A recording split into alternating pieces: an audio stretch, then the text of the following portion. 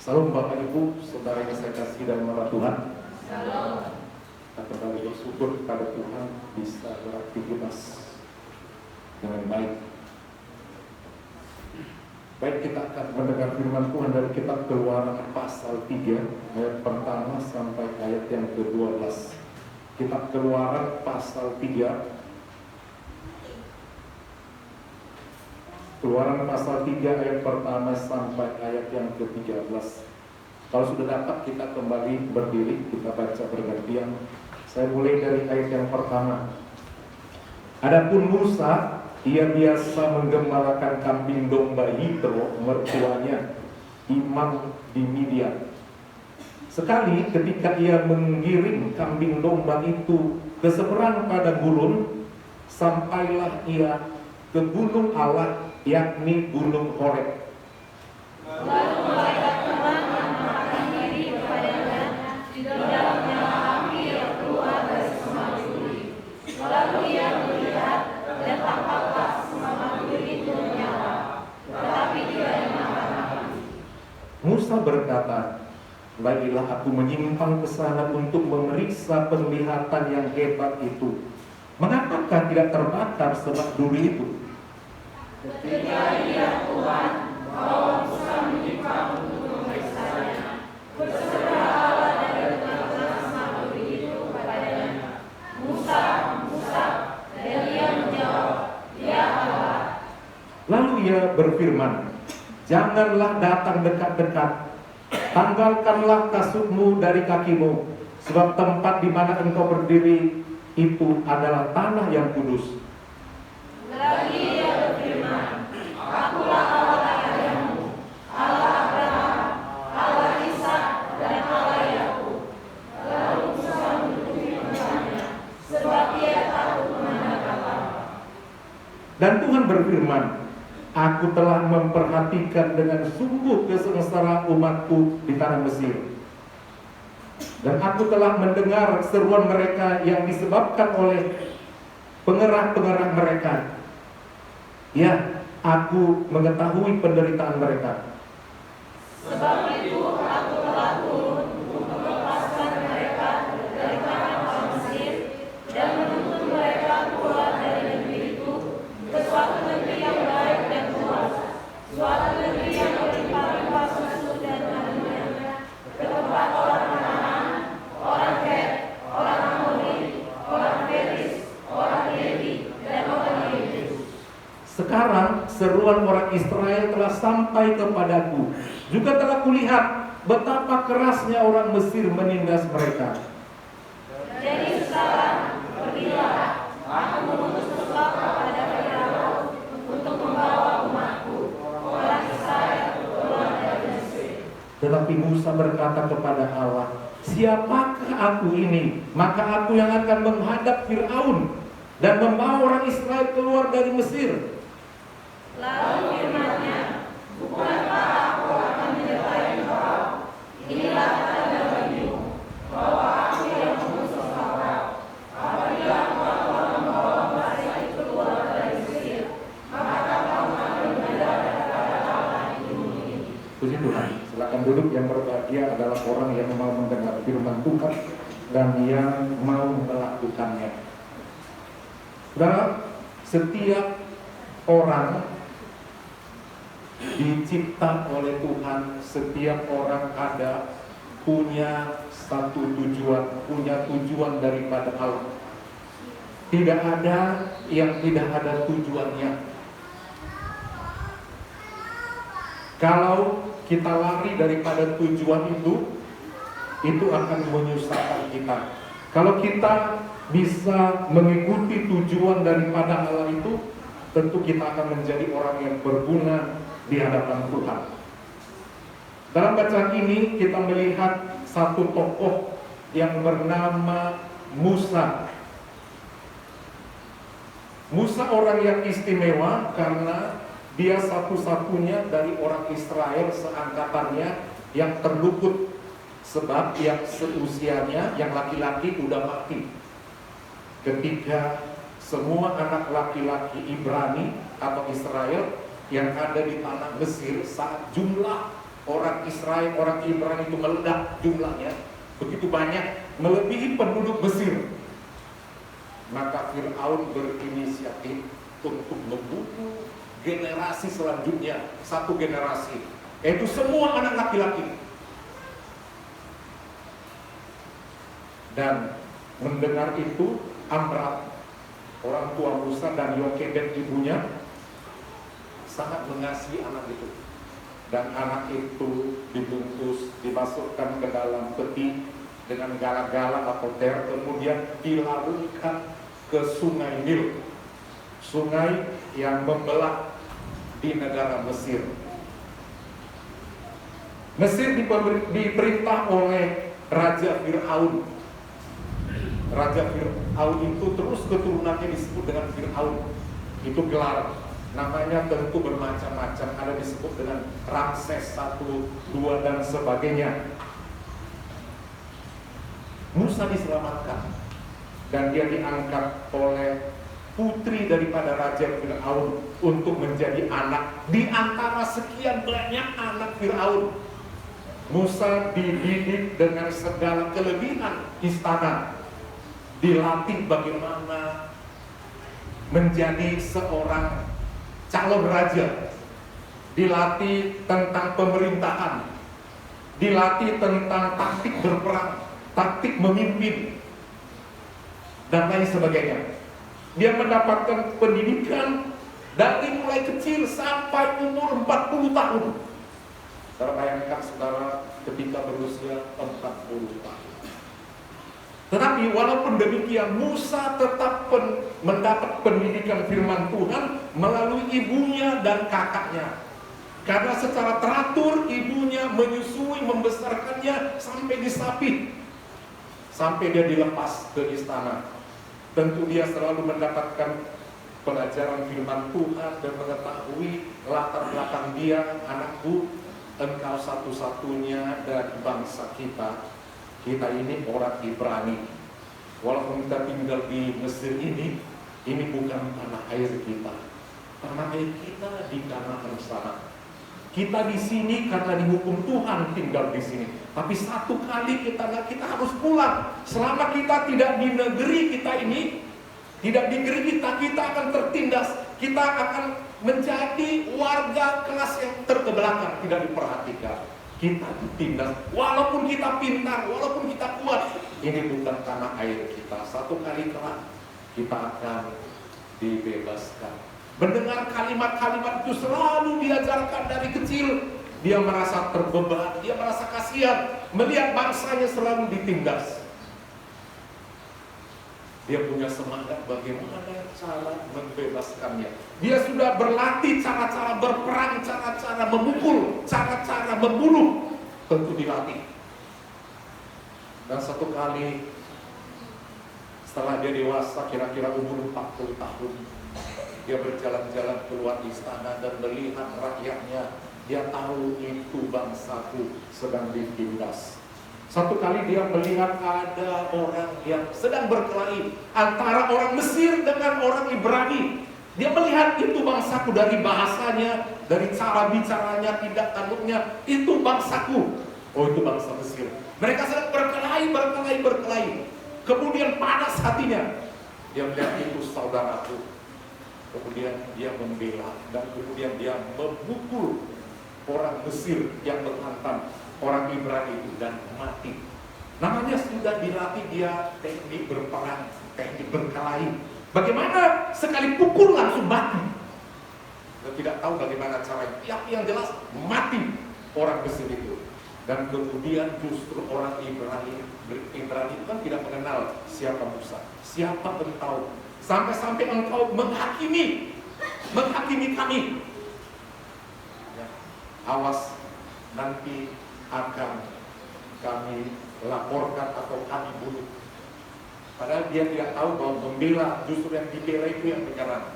Akhirnya karena ketakutannya, ya, pendek cerita, karena ketakutannya Musa lari. Padahal dia calon pangeran, calon raja.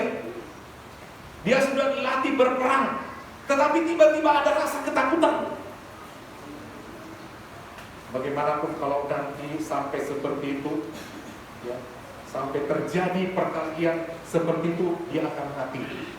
Oleh sebab itu, dia pun lari meninggalkan saudaranya, keluarganya, meninggalkan istana. Dia lari jauh sekali, melewati padang gurun dengan segala ketakutan. Tadinya dia begitu berani, begitu berani. Tetapi setelah satu nyawa melayang, dia ketakutan. Akhirnya dia sampai ke keluarga Imam di Midian. Dia di sana bekerja. Hidupnya jauh berbanding terbalik. Tadinya ada di istana, sangat tinggi, sangat mewah, sangat bahagia. Semua serba ada, orang menghormatinya. Tiba-tiba dia turun serendah-rendahnya, bekerja sama orang, menjadi gembala. Ini menandakan saudara, perjalanan hidup manusia itu kita tidak tahu. Kita bisa merencanakan saudara, buat tahun ini saya akan ini, saya akan itu, buat jangka pendek dalam 1 tahun. Kita bisa juga merancangkan per 5 tahun. Dalam 5 tahun ini saya rencananya akan ini itu. Kita sebagai orang tua juga bisa saja merencanakan jauh hari buat anak. Oh, anak saya ini nanti akan ini, akan itu. Dan orang juga bisa mempersiapkan segala-galanya. Anak ini perlu ini nanti untuk menjadi ini, menjadi ini. Semakin kita mengetahui tujuan akhir mau jadi apa, kita akan lebih mempersiapkannya. Tetapi ada orang juga tidak tahu mau kemana dibawa keluarganya, mau dibawa kemana anak-anaknya. Banyak orang tidak tahu. Yang penting dia sekolah terus ikut saja mengalir. Ada juga orang seperti itu. Tapi Tuhan tidak seperti itu. Untuk setiap orang, setiap peristiwa dia punya rencana. Karena kita ini adalah makhluk ciptaannya, dia menciptakan, tentu dia punya rencana. Dan kita perlu melihat apa rencana Tuhan dalam kehidupan kita. Demikian juga Musa, dia sengaja diselamatkan dari angkatannya. Satu-satunya dia hidup, tentu ada rencana Tuhan. Kalau saudara masih diizinkan hidup 2024 ini di gereja ini, tentu ada rencana Tuhan. Mengerti tentang rencana Tuhan perlu ada.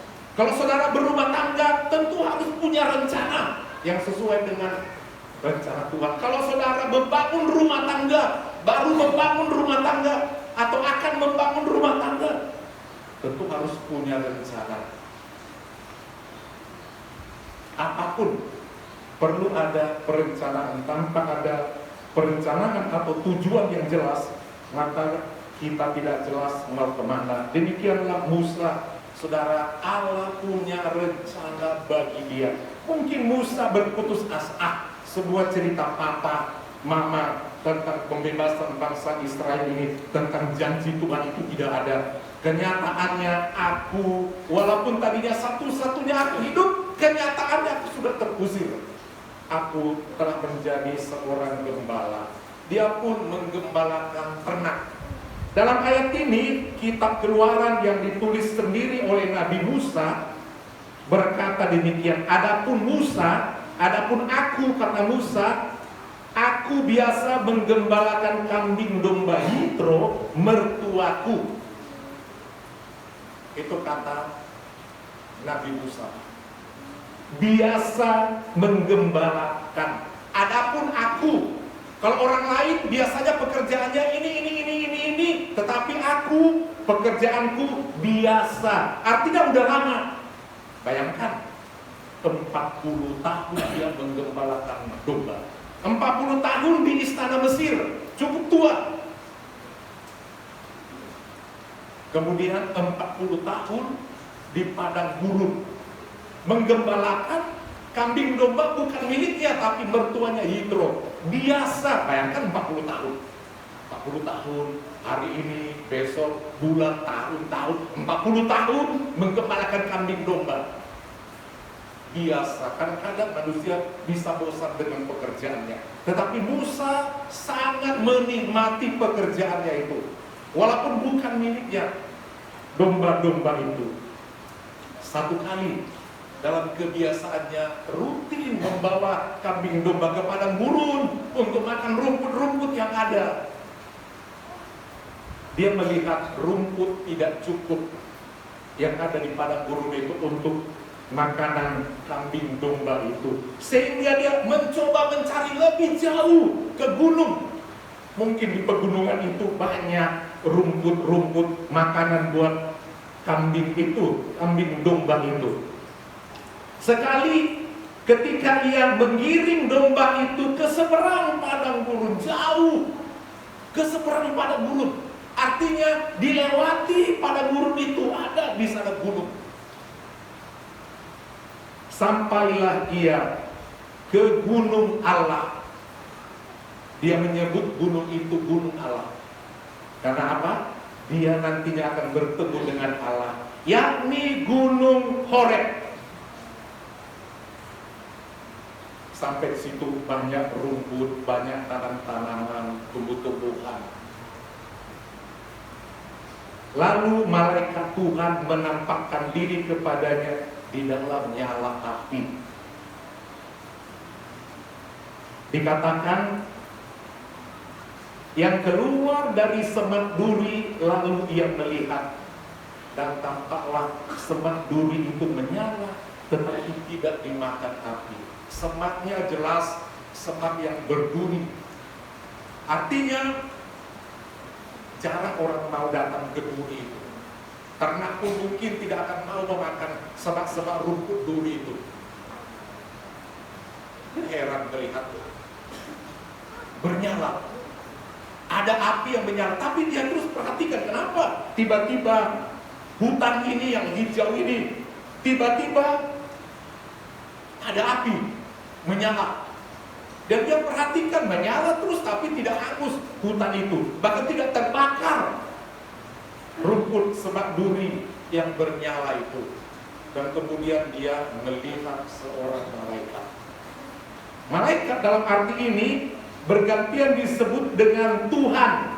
Maka Tuhan berfirman, ketika dilihat Tuhan bahwa Musa menyimpang, rupanya malaikat itu adalah sama dengan Allah.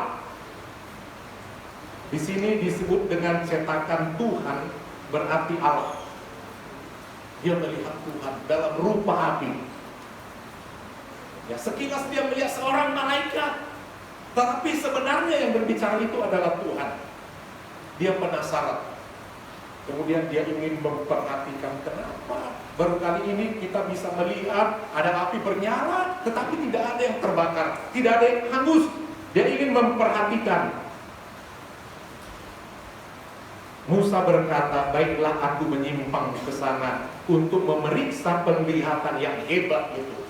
Satu penglihatan yang hebat. Kenapa hebat? Dia melihat seorang malaikat. Dia melihat api yang bernyala-nyala. Dia melihat semak duri. Duri begitu tajam.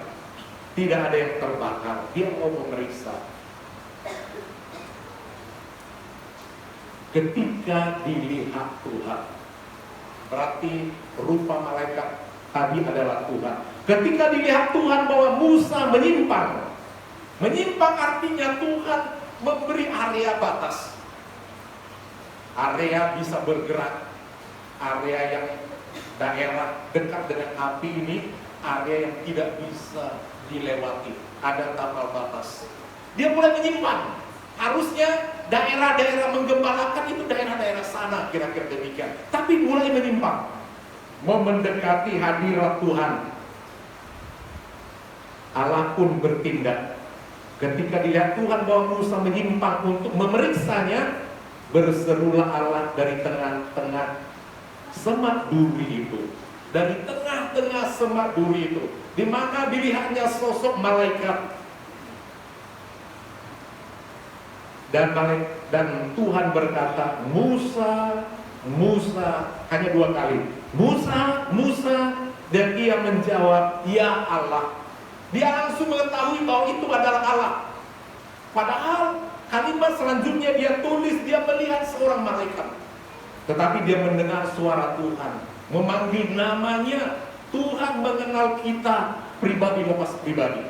Nama kita adalah nama yang ada di dalam tangan Tuhan. Dia memanggil 2 kali. Sering sekali Tuhan memanggil orang-orang dengan 2 kali, dan kita harus menjawab. Kalau kita melihat di Alkitab panggilan-panggilan tentang 2 kali, misalnya Saulus, Marta 2 kali. Samuel itu 2 kali. Ketika Tuhan memanggil, Allah juga dikatakan Eloi 2 kali. Kalau pemuda remaja dipanggil bapak mama 2 kali, benar. Jangan sampai berulang-ulang.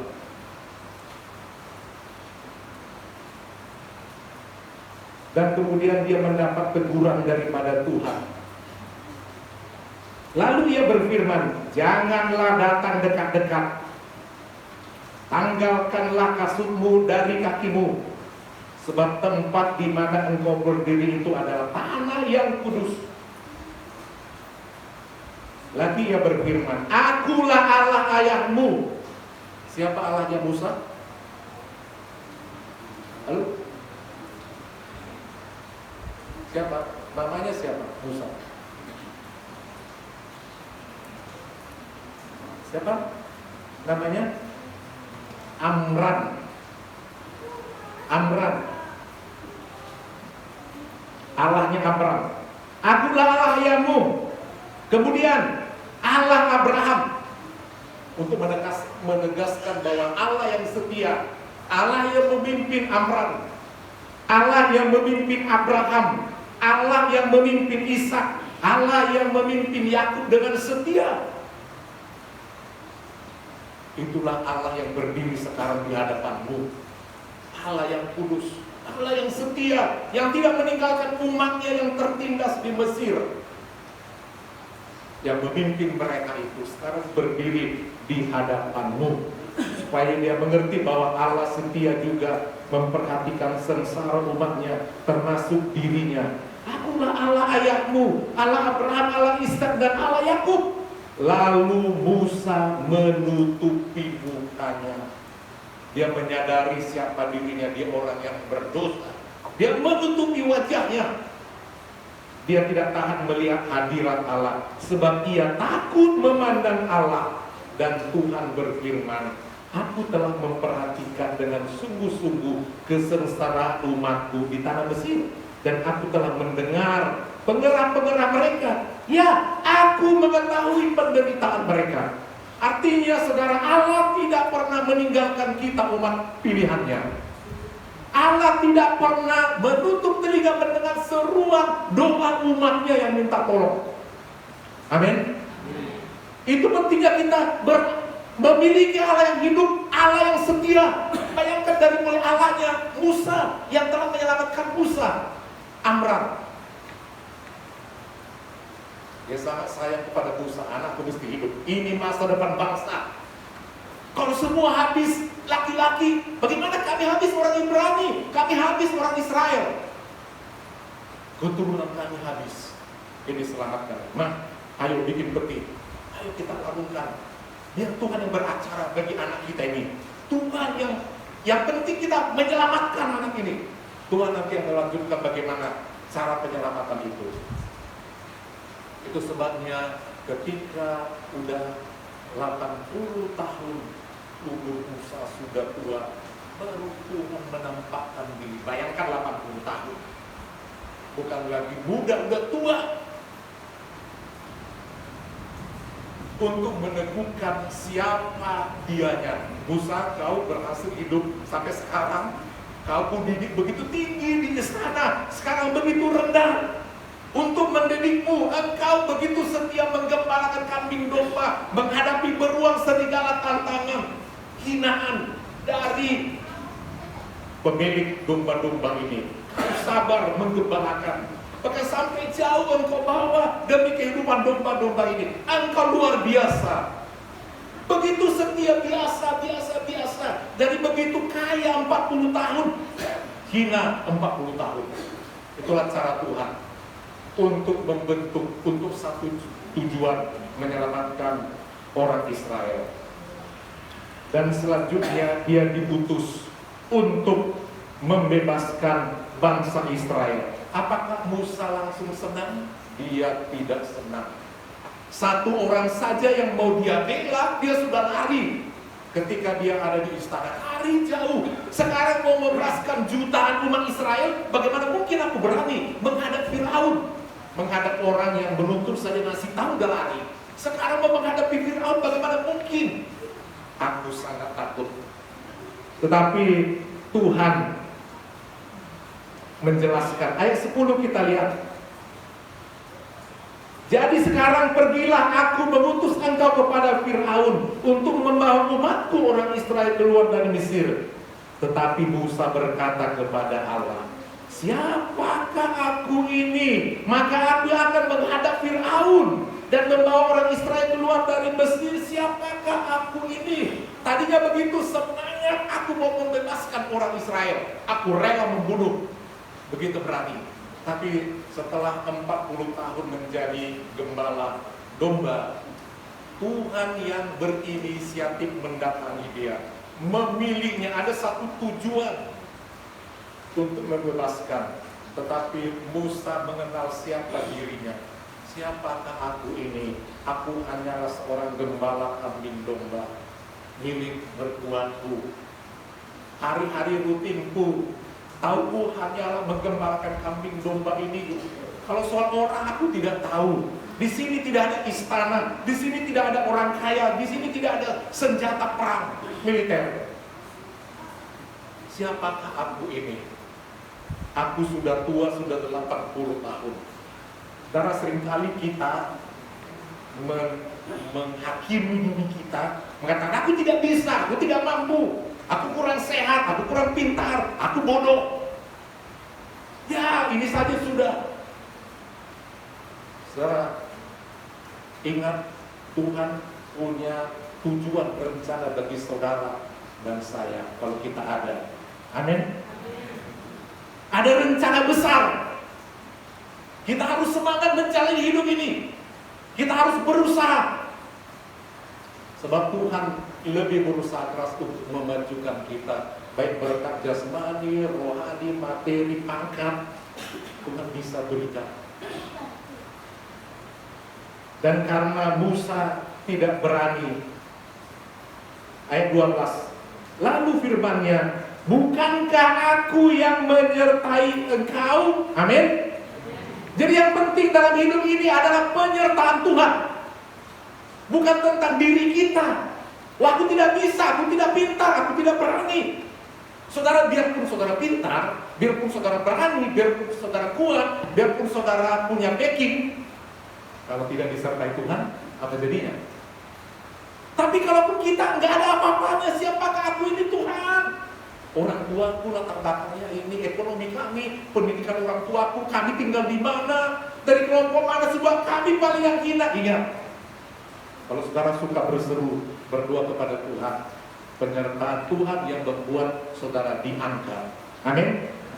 Ya, Tuhan bisa merubah semua.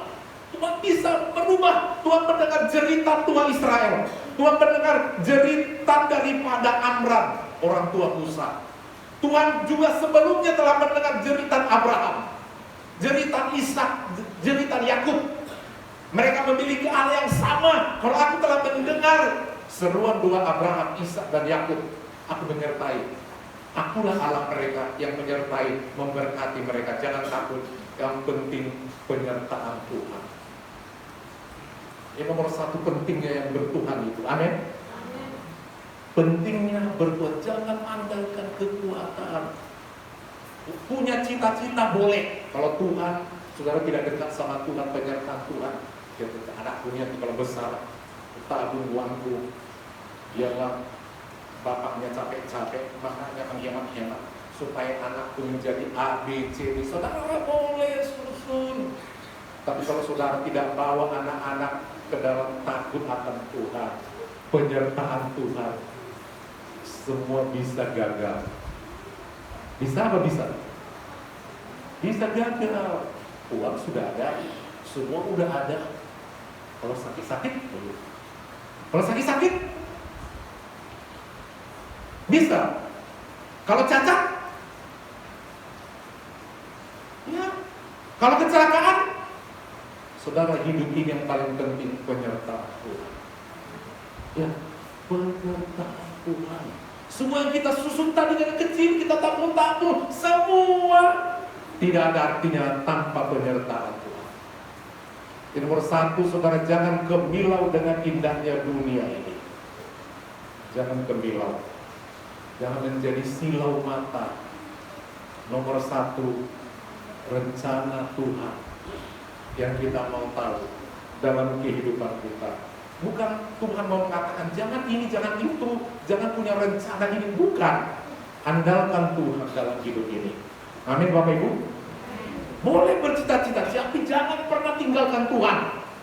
Beribadah kepada Tuhan. Tadi dikatakan dalam ayat ini yang terakhir, kenapa? Selama di Mesir nggak bisa beribadah, nggak bisa mengikuti semua ritual orang Mesir.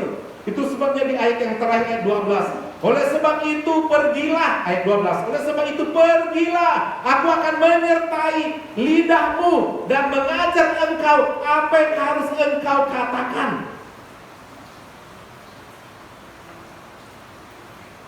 Tuhan memperlengkapi, Tuhan yang menolong, sehingga mereka nantinya bisa beribadah dengan leluasa. Kalau mereka sudah keluar dari tanah Mesir, Tuhan yang mengurapi. Kalau tadi katakan, siapakah aku ini?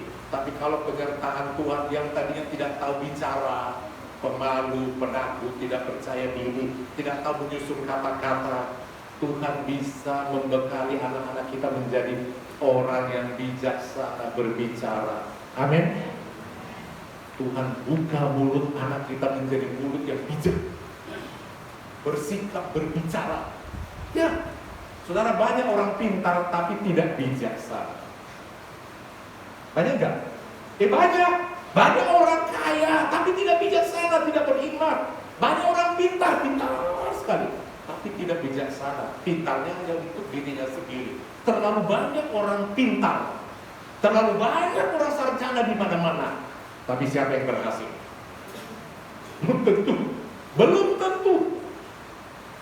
Dan berhasil itu bukan hanya sekedar di harta. Tadi kita mendengar salah satu topik doa. Tuhan senang kita punya ilmu yang banyak. Itu bagian daripada berkat Tuhan. Semakin tinggi, itu kita semakin diberkati secara fisik, materi, kedudukan dan sebagainya. Tapi berkat itu bukan hanya itu. Tadi ada pergumulan doa tentang berumah tangga. Bukankah itu juga berkat? Amin. Bukankah itu juga berkat? Sebaliknya ada banyak orang sederhana. Bukan artinya semua kita menjadi orang sederhana, enggak begitu. Tapi artinya perlu secara menyeluruh kita melihat bahwa berkat itu seimbang. Sebagai manusia kita diberkati, punya keluarga, punya saudara dan lain sebagainya, habis. Supaya kita mengerti bukan harta di atas segalanya. Kadang-kadang harta bisa menjatuhkan manusia. Amin. Terlalu banyak loh orang kaya jatuh karena hartanya. Terlalu banyak orang jatuh karena cantiknya. Orang jahat itu bukan yang jelek-jelek loh. Yang jelek-jelek, yang jahat-jahat itu di tepi jalan. Cantik-cantik. Yang tampan-tampan itu, hati-hati sekarang.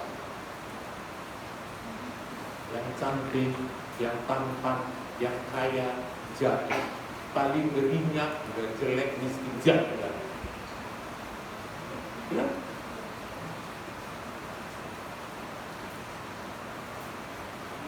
Mari kita sebagai anak Tuhan punya tujuan hidup. Amin. Amin. Pemuda remaja punya tujuan. Punya tujuannya. Jangan sibuk dengan hayalan saja. Mari hidup di dunia yang nyata 2024 ini. Kita lihat kita berpijak di mana. Siapa aku ini Tuhan? Kita katakan seperti Musa, siapa aku ini Tuhan? Lalu kita selidiki. Kita harus tahu diri dari awal pun udah belajar. Bapakku, mamaku, kemampuan mereka begini. Dari keluarga kami begini. Tuhan yang menentukan nasib kami. Tuhan yang mengangkat kami. Saudara mau diangkat oleh Tuhan? Mau diangkat kedudukannya? Mau? Ya, Tuhan bisa meninggikan. Tidak ada yang mustahil bagi Tuhan. Kadang-kadang pasang surut itu terjadi. Dia angkat dulu Musa 40 tahun. Kemudian direndahkan untuk kembali dia diangkat. Diproses untuk bisa mengikuti rencana Tuhan.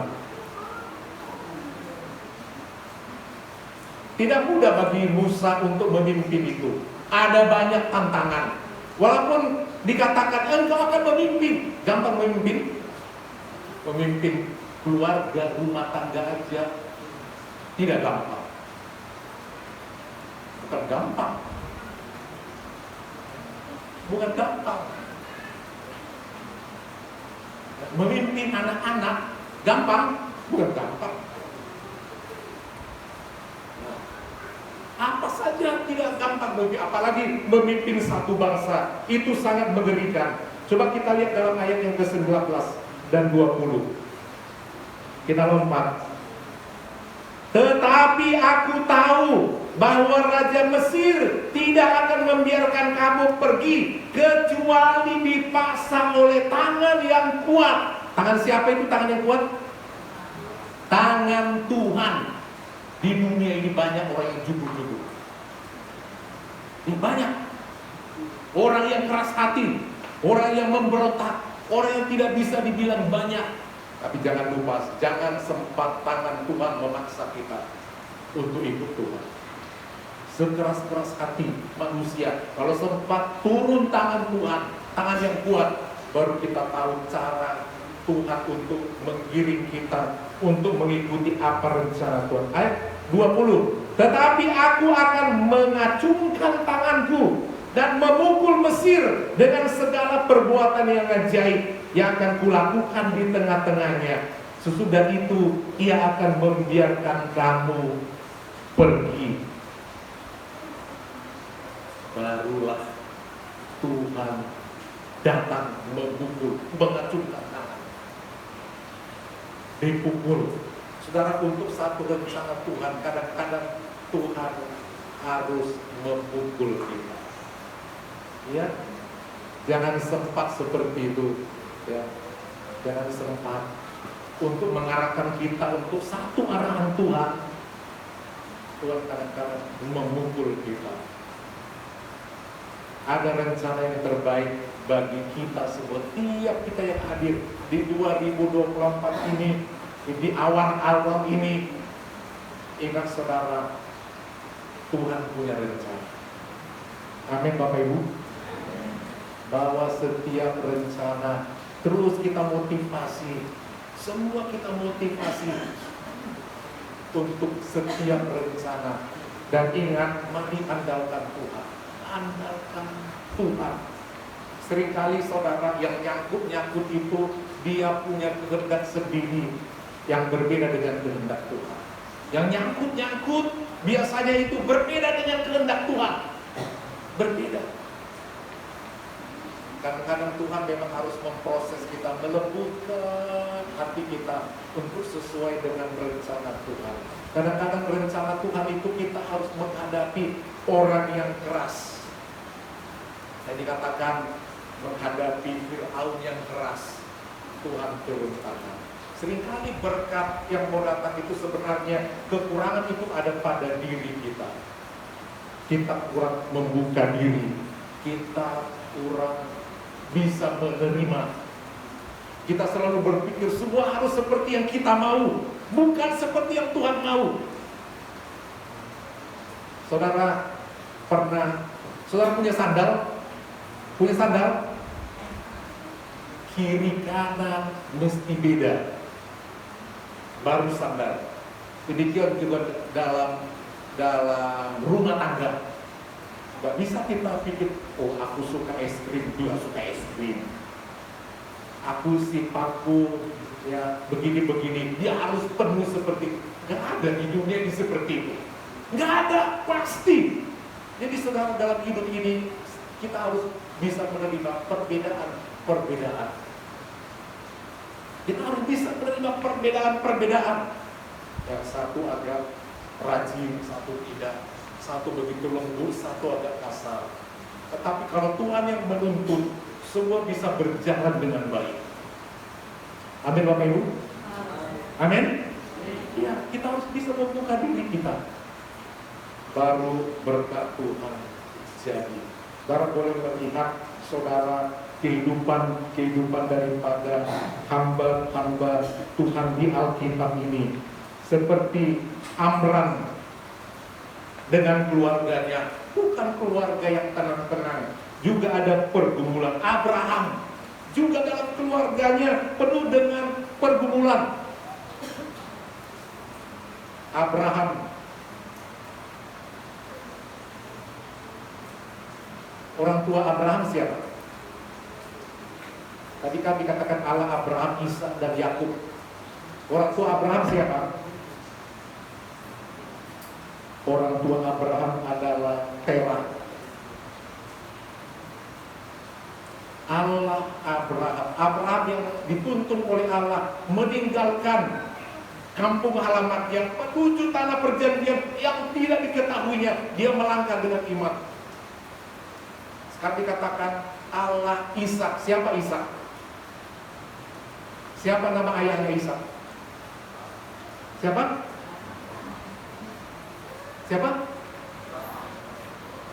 Siapa nama saudaranya Ishak? Saudaranya Yakub. Nah, orang ini berturut-turut disebut anak Abraham. Siapa Abraham? Yang beriman kepada Allah, yang setia memimpin Abraham dengan segala persoalannya. Tuhan menyertai Abraham. Kemudian dikatakan Ishak. Siapa Ishak? Ishaklah satu-satunya yang mau dikorbankan oleh orang tuanya, bukan Ismail. Kenapa tidak dikatakan Ismail lebih tua? Maka Allah Ismail. Yakub penipu. Kenapa Allah Yakub? Itu semua sudah atur.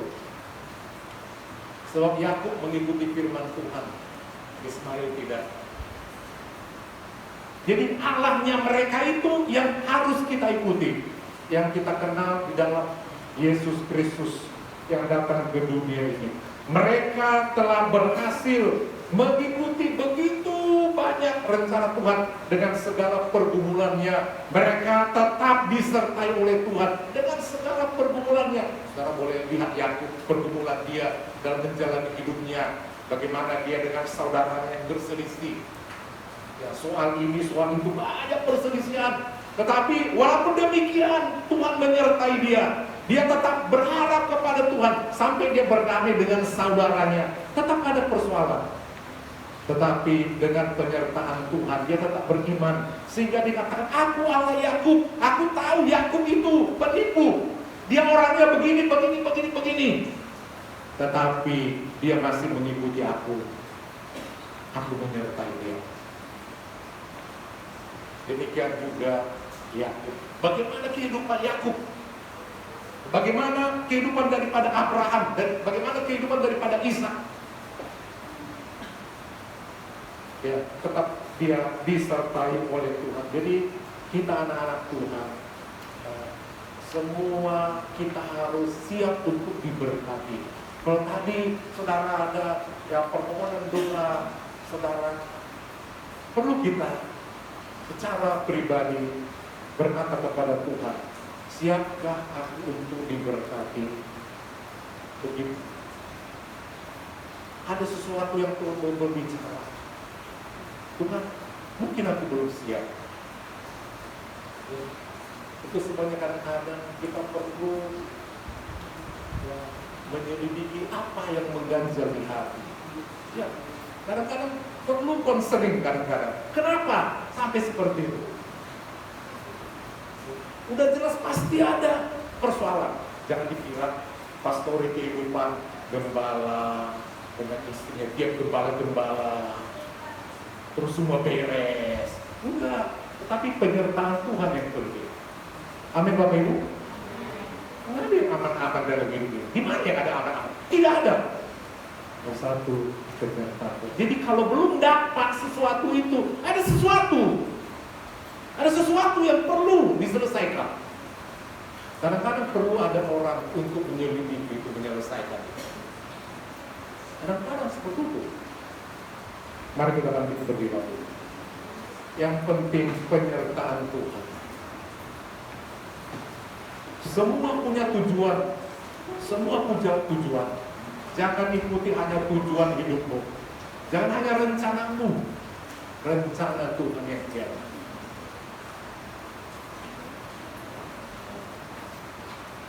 Satu pujian yang mengatakan, ketika jalan kulalui berputar di padang gurun, Engkaulah yang memelihara hidupku sempurna. Ada begitu seperti Musa, ada di padang gurun, berputar seperti bangsa Israel berputar di padang gurun. Tetapi Tuhan yang menuntun memimpin mereka.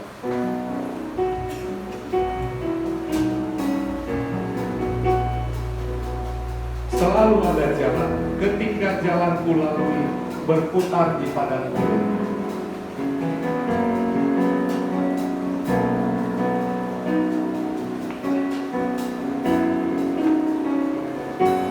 Ketika jalan yang kulalui berputar di padang gurun,